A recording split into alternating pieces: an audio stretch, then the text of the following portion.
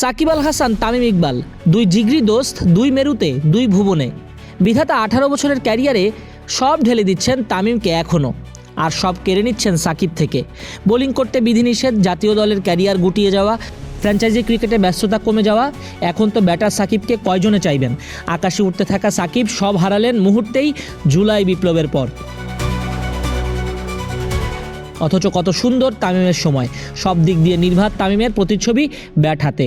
22 গজের পিচে তামিম ইকবাল কী করতে পারেন তা নতুন করে প্রমাণ করার দরকার নেই। তবুও মাঝে মাঝে সমালোচকদের জবাব দেওয়ার জন্য অপ্রয়োজনীয় কাজটিও করতে হয় তামিম ইকবালকে। সেজন্যই বোধহয় আরও একবার নিজের জাত চেনালেন তামিম।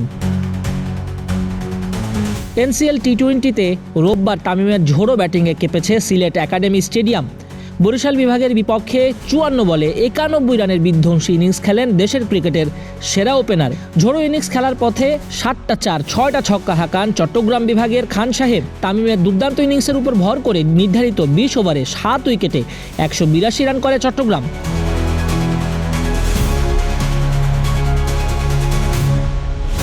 তবে এদিন টাইগার ওপেনারকে ফিরতে হয়েছে সেঞ্চুরি না পাওয়ার আক্ষেপ নিয়ে। 9 রানের জন্য তিনি 3 অঙ্ক ছুঁতে পারেননি। ইনিংসের 17তম ওভারে লেগ স্টাম্পে বড়সড় একটা গ্যাপ পেয়ে বল ঢুকিয়ে দেন মেহেদী হাসান। এই পেসার চতুর বোলিং করেছেন, আর ওই চতুরতার সাথে পেরে ওঠেননি তামিম ইকবাল খান, মুহূর্তেই বোল্ড হন। এর আগে টুর্নামেন্টের নিজের দ্বিতীয় ম্যাচে সিলেট বিভাগের বিপক্ষে 33 বলে 65 রান করে দলকে জয় উপহার দেন তামিম। কিন্তু তামিম যখন রান পাওয়া শুরু করলেন ব্যাট হাতে, তখন থেকেই চট্টগ্রাম জ্বলে উঠল।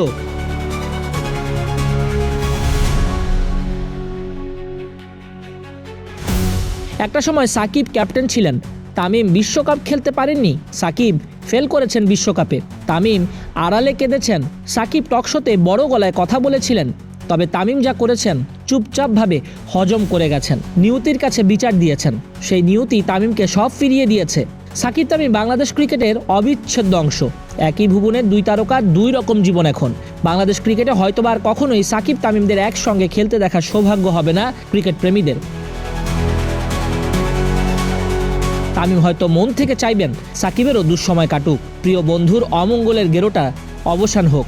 একটা মানুষ আর কত ধৈর্য ধরবেন? সাকিবের মতো সাহসীও যে বিমর্ষ হয়ে পড়েছেন চারিদিকের চাপে। বাংলাদেশের লিজেন্ডের সুখের দিন আসুক ফিরে ঠিক আগের মতো। সাকিব তামিমরা যে বাংলাদেশের আইকন। দিন শেষে বাংলাদেশ ক্রিকেটের দুই সিনিয়র ভালো থাকুক নিজেদের ভুবনে, এটাই চাওয়া ভক্তদের।